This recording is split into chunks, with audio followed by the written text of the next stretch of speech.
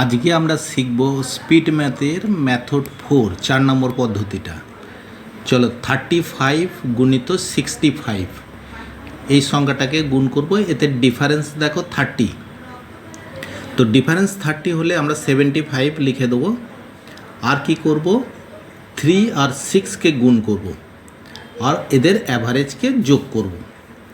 এখানে 6 দেখো 6 আর 3 অ্যাভারেজ করলে হয়ে যাবে 9/2। তাহলে 9/2 মানে 4.5, 4.5। এখানে আমরা এই 4 যে ইন্টিজার সংখ্যা মানে পূর্ণ সংখ্যাটাকে নেব, এই পূর্ণ সংখ্যাটাকে আমরা যোগ করব 18-র সঙ্গে। 3 গুণিত 6 প্লাস 4, তাহলে হয়ে যাবে 22। এই 22টা লিখে দিলেই উত্তর বেরিয়ে যাবে। এটা একটু ক্রিটিক্যাল ছিল। চলো নেক্সট আরেকটা উদাহরণ দেখি। 95 গুণিত 65 দিয়ে করব। তো 95 গুণিত 65 আমি লিখে নিলাম, দিয়ে এবার এদেরও ডিফারেন্স 30, তো 75 এটাতে লিখেই নেবো। 30 ডিফারেন্স থাকলে 75 হয়। আর কিন্তু 9 আর 6, 6 9 54, আর 9 আর 6 যোগ করলে হচ্ছে 15। 15-র অ্যাভারেজ হচ্ছে 7.5। এখানে 7 পূর্ণ সংখ্যাটাকে যোগ করব, তাহলে হয়ে যাবে 61।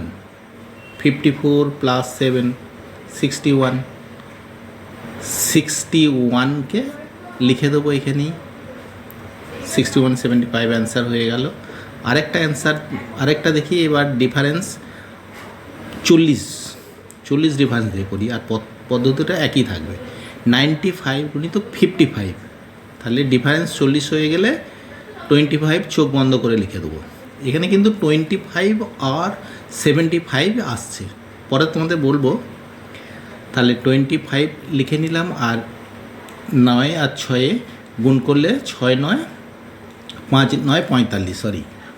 আর এদেরকে অ্যাভারেজ করলে হয়ে যাচ্ছে কত, 7, মানে 14/2।